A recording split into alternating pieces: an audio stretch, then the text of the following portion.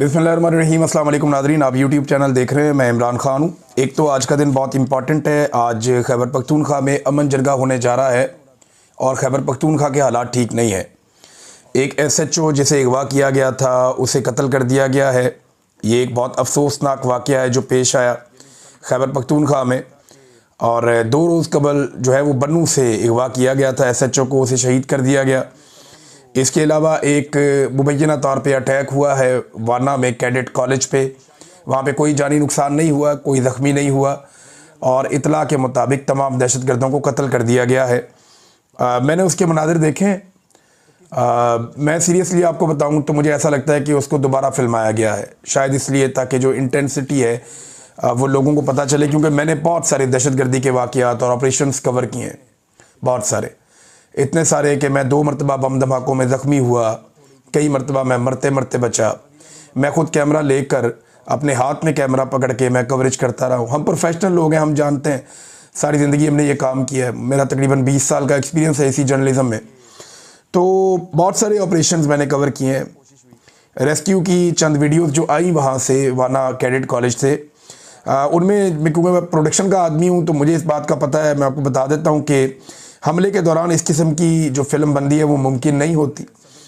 जिस तरह के मनाजिर हैं बच्चों को रेस्क्यू करने के, ये वाक़े के बाद किसी ड्रिल के तो हो सकते हैं, लेकिन ये उस वाक़े के दौरान के नहीं हो सकते। मैं ये नहीं कह रहा कि वाक़या नहीं हुआ, लेकिन मैं ये कह रहा हूँ कि हो सकता है कि ये जो मनाजिर हैं ये बाद में फिल्माए गए हों या ये उससे मुत्तसल किसी और इलाके के हों, क्योंकि बहुत ही स्टैटिक थे। कैमरामैन ख़ुद किस मुकाम पर खड़ा है, एक बहुत बड़ा सवाल था, बहुत अजीब लग रहा था।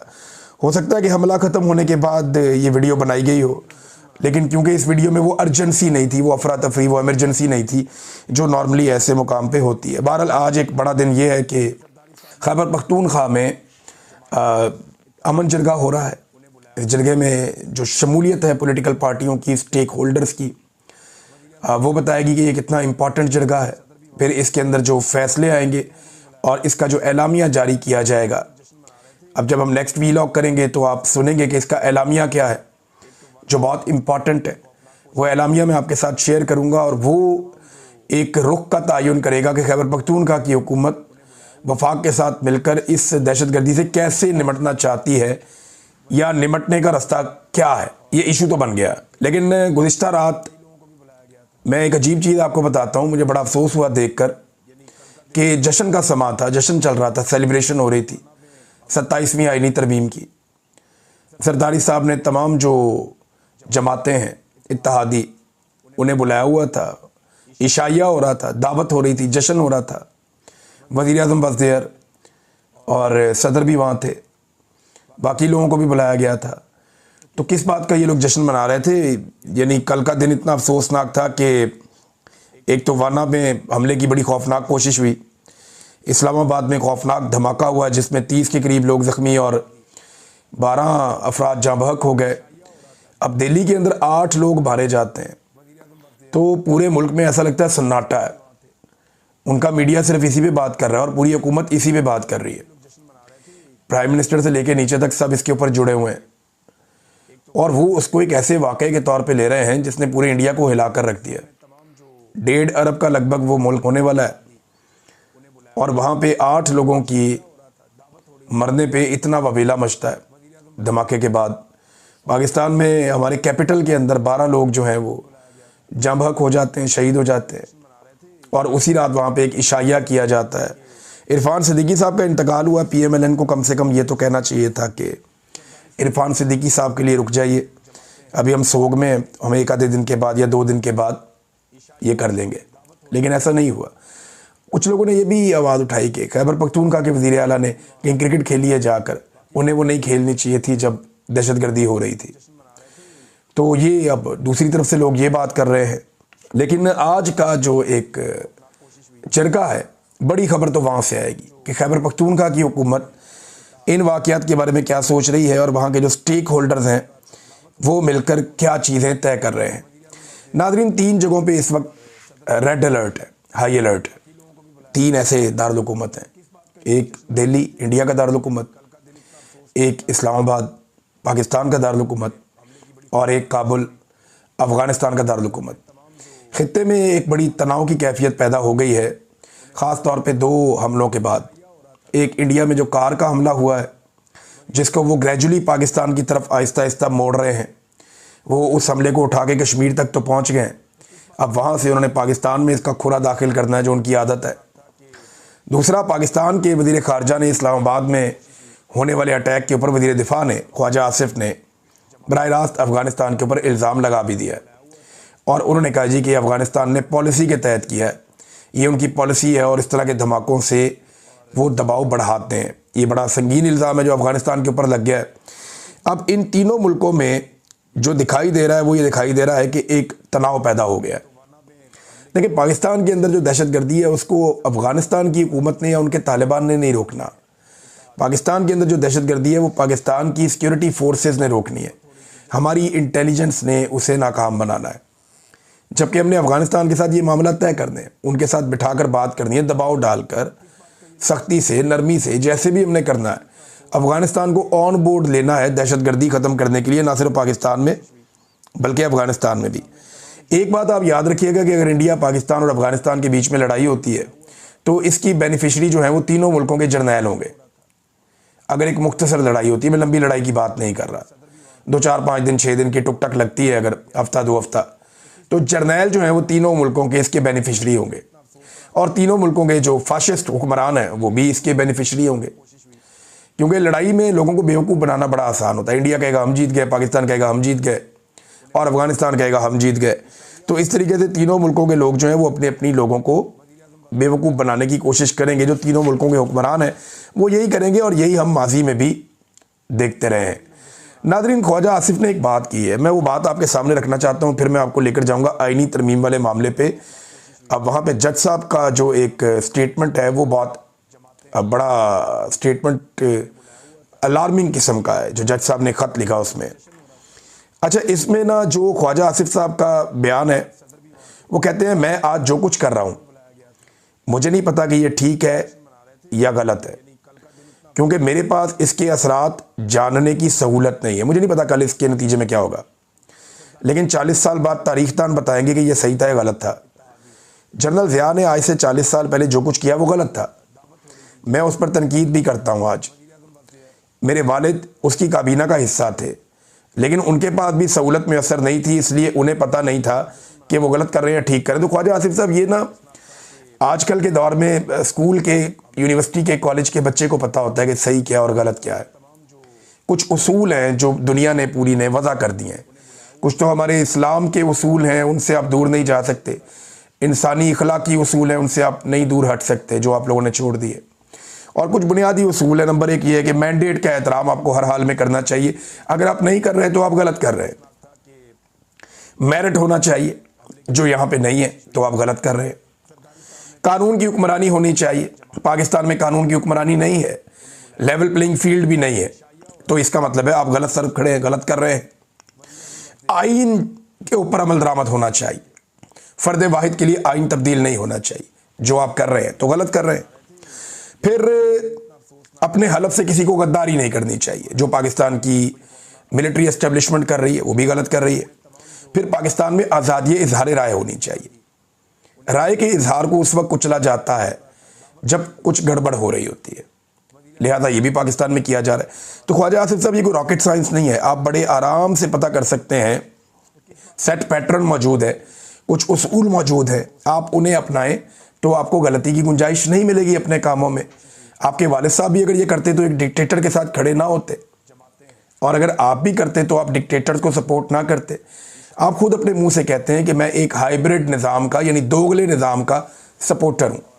तो जो चीज़ दोगली होती है वो ठीक तो नहीं होती ना।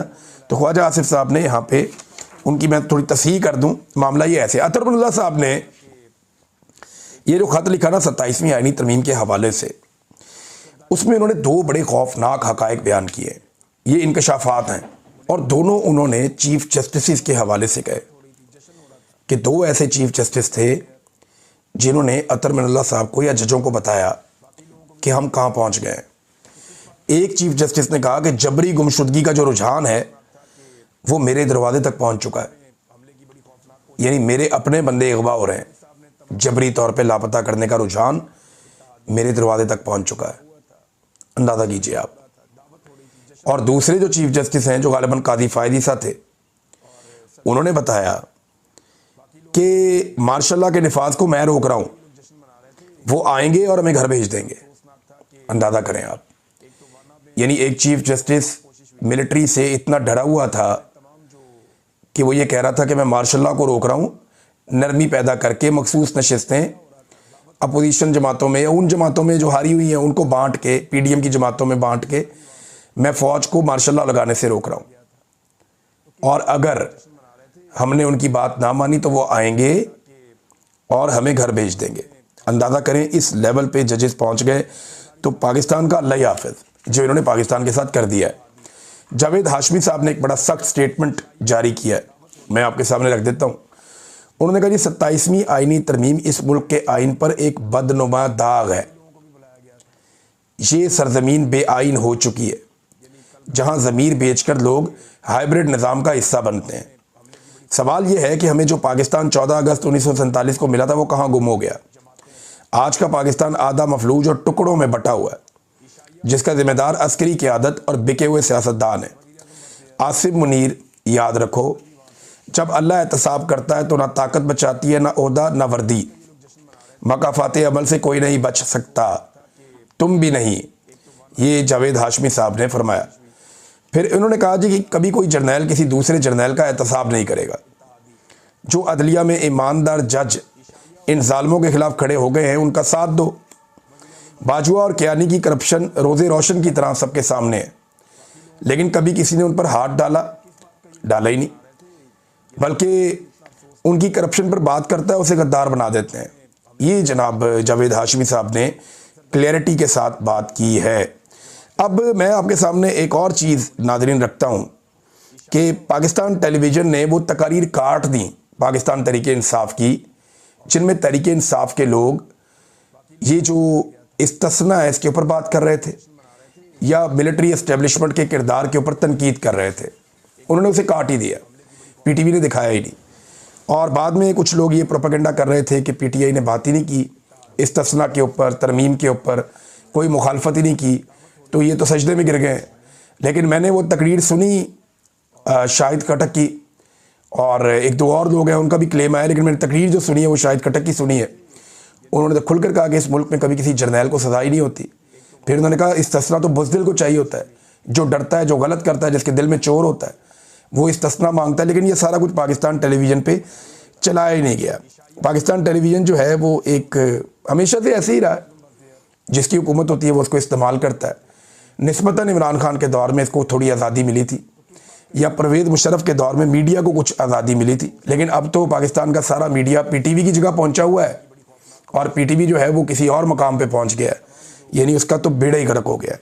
नाज़रीन, असेंबली के हवाले से मैं एक चीज़ और आपको बताना चाहता हूँ कि जो हुकूमत के लोग हैं ना, ये शेर अफजल मरवत साहब ने ये पॉइंट वहाँ पर असेंबली में उठाया, और उन्होंने बिल्कुल ठीक पॉइंट जो है उसका नुक्ता उठाया। उन्होंने कहा जी कि ये एक बड़ी अहम बात है कि हुकूमत या हुकूमती अरकान जो ये तरमीम लेकर आए, वो तरमीम के हक़ में तो कोई बात ही नहीं कर रहे, उसके फ़ायदे तो बता ही नहीं रहे। यानी तरमीम के फ़ायदे बताओ ना। आज तरमीम आप लेकर आए तो खड़े होकर आप कहें जी तरमीम में ये चीज़ अच्छी, ये चीज़ अच्छी, ये चीज़ अच्छी, हम इसलिए लेकर आए। तो तरमीम के फ़वाइद बताने की बजाय, उसकी खूबियाँ बताने की बजाय, इन्होंने सारी तकरीरें पाकिस्तान तहरीक इंसाफ की बुराइयों में कर दी। ये शेर अफजल मरवत साहब ने नुक्ता उठाया, और बिल्कुल सही नुक्ता उठाया। देखिए, तरमीम में कुछ अच्छा है ही नहीं, ये तरमीम एक शर्मिंदगी है। ख्वाजा आसिफ से जब एक टॉक शो में पूछा किसी ने कि क्या नवाज शरीफ आएगा इसमें वोट डालने के लिए, तो उन्होंने बड़ा ना धीमे से ले, हाँ जी वो आएंगे जनाब, ऐसे करके जवाब दिया। इसका मतलब आप जानते हैं बेचारे सारे के सारे डिप्रेशन में है कि हमसे क्या करवाया जा रहा है, इनसे बेड़ा गर्क किस्म का काम करवाया जा रहा है। ना इनकी इज्जत बचेगी, ना इनकी सियासत बचेगी। जो 4 वोट इनको पड़ते थे वो भी इनको दोबारा नहीं पड़ेंगे। नाज़रीन, ये जो एस्टेब्लिशमेंट की वारदातें हैं ना, ये बड़ी पुरानी है। मैं आपको एक वीडियो सुनाना चाहता हूँ। ये बहुत पुरानी वीडियो है, पीटीवी की वीडियो है, और जनरल ज़िया-उल हक के दौर की वीडियो है। ज़रा ये वीडियो आप सुने। ये वीडियो सुनने के बाद आपको अंदाज़ा होगा कि कैसे पाकिस्तानियों को हमेशा से चूना लगाया गया मिलिट्री एस्टेब्लिशमेंट की जानिब से। ये सुनिए। इस महीने की 19 तारीख को मुल्क में रेफरेंडम कराया जाएगा, जिसमें सिर्फ ये सवाल पूछा जाएगा कि क्या आप सदर पाकिस्तान जनरल मोहम्मद ज़ियाउल हक के उस अमल की तायीद करते हैं जो उन्होंने पाकिस्तान के कवानीन को कुरान हकीम और सुन्नत रसूल सल्लल्लाहु अलैहि वसल्लम के मुताबिक इस्लामी अहकामात से हम आहंग करनी और नजरिए पाकिस्तान के तहफ़्फ़ुज़ के लिए शुरू किया है, और क्या आप इस अमल को जारी रखनी, मजीद उस्तवार करनी और मुनज़्ज़म और पुरअमन तरीके से इक़्तिदार अवाम के मुंतखब नुमाइंदों को मुंतकिल करने की हिमायत करते हैं। अगर वोट डालने वालों की अक्सरियत ने इस सवाल का हाँ में जवाब दिया तो उसका मतलब होगा कि पाकिस्तान के अवाम ने मौजूदा हुकूमत पर एतमाद किया है, उसकी पॉलिसियों की तायीद की है और जनरल मोहम्मद ज़ियाउल हक को आइंदा 5 साल के लिए सदर मुंतखब। तो नाज़रीन, ये है तरीका वारदात। आप सुने, यानी जनरल ज़ियाउल हक ने जो सवाल उठाया पब्लिक के सामने रखा, वो क्या रखा? सवाल रखा कि जनरल ज़ियाउल हक जो इस्लाम के लिए खिदमत सर अंजाम दे रहा है, क्या आपको वो पसंद है? क्या आप पाकिस्तान में इस्लाम का नफाज चाहते हैं?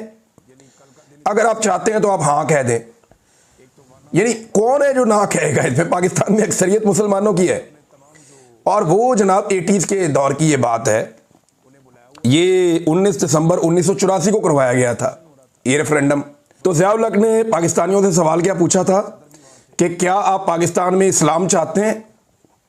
पाकिस्तानियों ने कहा हाँ।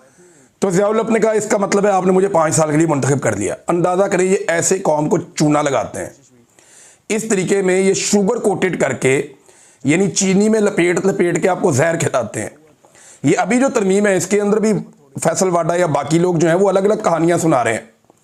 मैं जावेद लतीफ़ की कहानी सुन के हैरान रह गया। अच्छे खासे समझदार आदमी है, मेरे बड़े अच्छे ताल्लुक हैं उनके साथ। जावेद लतीफ़ साहब एक दोस्त की तरह रहे हैं, लेकिन काम चेक करें उनका। वो कह रहे हैं जी कि इंडिया बड़ा शरारती है और इंडिया बड़ा जालिम है, उसको शिकस्त हुई हुई है, लिहाजा ये तरमीम करनी पड़ी। भाई, आर्मी चीफ को आपने इस्तिस्ना दे दिया कि इनके ऊपर कोई मुकदमा नहीं हो सकता, तो क्या इंडिया लाहौर या कराची या इस्लामाबाद के किसी थाने में मुकदमा करवाने आ रहा था आर्मी चीफ के खिलाफ? या कोई पटिशन करने लगा था पाकिस्तान की किसी अदालत में आर्मी चीफ के खिलाफ? ये इस्तिस्ना आपने पाकिस्तान के अंदर दिया है यार, हद हो गई। अब इस तरह तो अवाम को आप बेवकूफ़ ना बनाए ना, या इस तरह की कहानियां तो आप अवाम को ना सुनाएं। ये ज्यादती है, ये गलत है।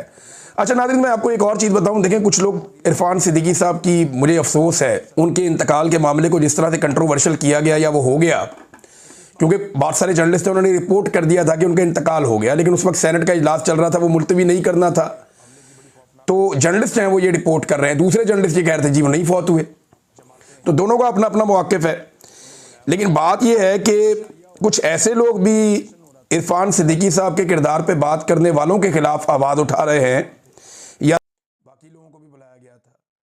तो किस बात का ये लोग जश्न मना रहे थे? यानी कल का दिन इतना अफसोसनाक था कि एक तो वाना में हमले की बड़ी खौफनाक कोशिश हुई। सरदारी साहब ने तमाम जो जमातें हैं इत्तेहादी